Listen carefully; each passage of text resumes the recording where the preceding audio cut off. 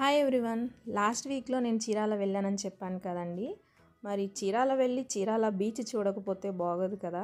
మేము చిన్నప్పుడు అయితే ఏదన్నా ఖాళీ టైం ఉన్నప్పుడు పెద్దవాళ్ళందరం కలిసి అలా చీరాల బీచ్ వెళ్ళి కొద్దిసేపు అక్కడ మునిగేసి వచ్చేవాళ్ళం. కానీ ఈ రోజుల్లో అయితే అలా కాదు. చీరాల బీచ్ చాలా ఫేమస్ అయిపోయింది.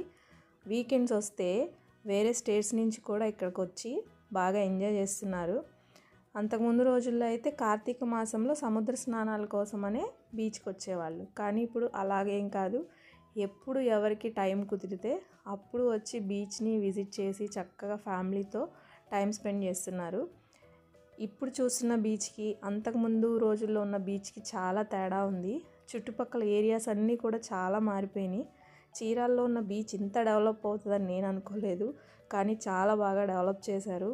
అంతకుముందు ఏదో 1-2 హోటల్స్ లాగా ఉండేవి, చిన్న రూమ్స్ అలాగా. ఇప్పుడైతే ప్రతి చోట రిసార్ట్స్ కానీ ఎంతగా ఉన్నాయంటే నాకు చాలా ఆశ్చర్యం వేసింది ఒక్కసారి చీరాల బీచ్ని చూసినప్పుడు. చీరాల్లో వాడ్రేవ్ ఉంది, అలాగే రామాపురం బీచ్ ఉందన్నమాట. నాకు వాడ్రేవ్ కంటే రామాపురం బీచ్ చాలా నీట్గా ఉంది అని అనిపించింది. ఈ బీచ్ ఒడ్డులో కూడా చాలా క్యామెల్ అని, ఇలా మోటార్ బైక్ అని, ఇలా రకరకాలుగా ఎవరికి తగినట్లుగా వాళ్ళు బిజినెస్ని కూడా డెవలప్ చేసుకుంటూ ఉన్నారు. రానున్న రోజుల్లో ఇది గోవా బీచ్ లాగా అయినా కానీ ఆశ్చర్యపోనవసరం లేదు. మా పిల్లలు కూడా బీచ్లో చాలా బాగా ఆడుకున్నారు. నేను ఇలా వీడియో తీస్తున్న సమయంలో ఒక చిన్న క్రాబ్ అనేది కనిపించింది. అది చూడండి అసలు ఎంత ఫాస్ట్గా వెళ్ళిపోతుందో. దాని వెనకాల పరిగెత్తి మరీ నేను వీడియో తీశాను. చాలా బాగా అనిపించింది.